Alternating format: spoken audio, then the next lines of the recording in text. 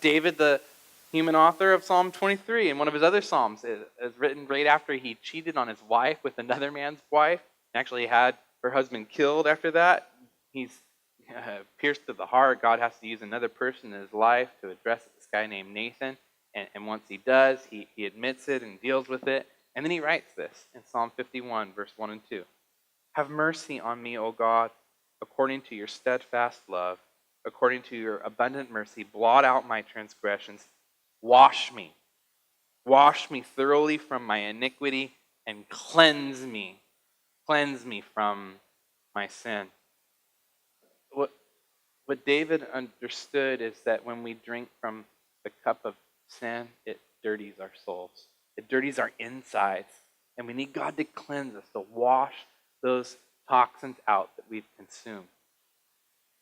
Our line from Psalm 23 says that God, He leads us to still or to quiet waters. But most Bible commentators say that these are most likely, they're either springs or these places where it's almost just like a pool of water that has collected off to the side of a stream.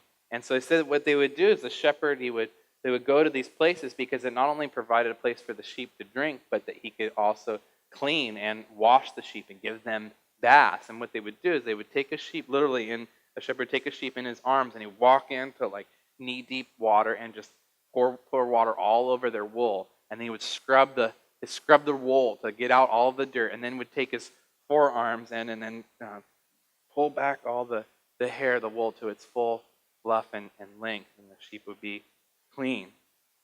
This is a picture of what God does for us, his sheep.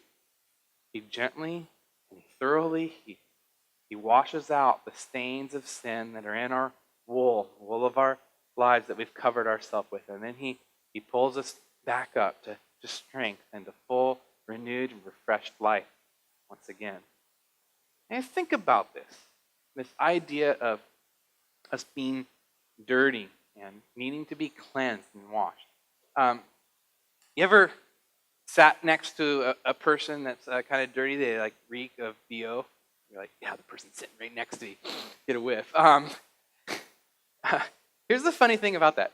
Half the time when our bodies smell, we don't even realize it. The other half the time, it doesn't really bother us because most people, they don't mind their own smell. It's like other people's smell that bothers you, right?